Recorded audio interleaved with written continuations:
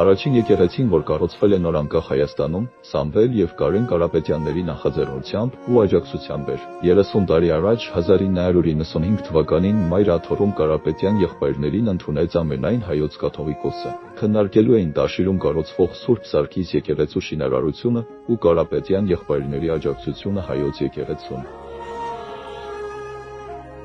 Լեհաբարին ոգևորել ու հուզել էր, որ երիտասարդները սատար են կանգնում հայ եկեղեցուն։ Հանդիպումից հետո Տաշիրում դրվեց եկեղեցու առաջին քարը։ Լոռու մարզի Տաշիր քաղաքի Սուրբ Սարգիս եկեղեցու հիմնարկեքը ամենայն հայոց կաթողիկոս Գարեգին առաջինը հուզմունքով կոչեց պատմական օր։ Ինչու եմ հուզված այս պահում, հարց եմ տալիս ես ինձ, որովհետև առաջին անգամն է իմ կյանքումս, որ ես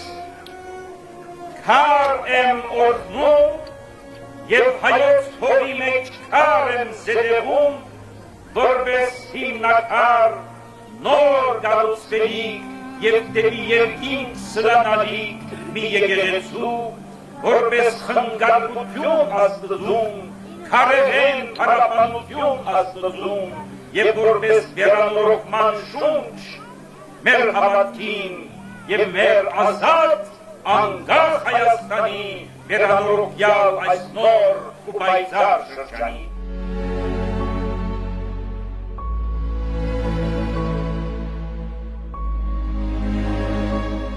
Մեկ դար սահմանամերձ այս բնակավարը չուներ իր եկեղեցին ու աղոթատեղին։ Հիմնարկեցից 5 տարի հետո Տաշիրի Սուրբ Սարգիս եկեղեցին բացեց իր դռները։ Եկեղեցին օծեց ամենայն հայոց կաթողիկոսը։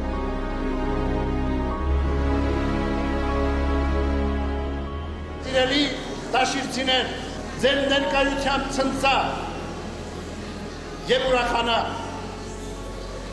Այս եկեղեցու պատերից ներս պիտի ներարկվեն ձեր աղոթները, որպեսզի այս քարերը դառնան սրբություն, համբուրելի, խնկելի ու նվիրական, որպեսզի աղոթներով ձեր հրաշագործի։ Սրբազանները հայրերը փրկչական խաչի նշանով սրբագործեցին նորակառույց եկեղեցու խորանը, Մկրտության ավազանը, սյուները։ Վերջին 100 տարում առաջին անգամ Տաշիրում հնչեցին հայրապետական աղոթք, շարականներ ու սաղմոսներ։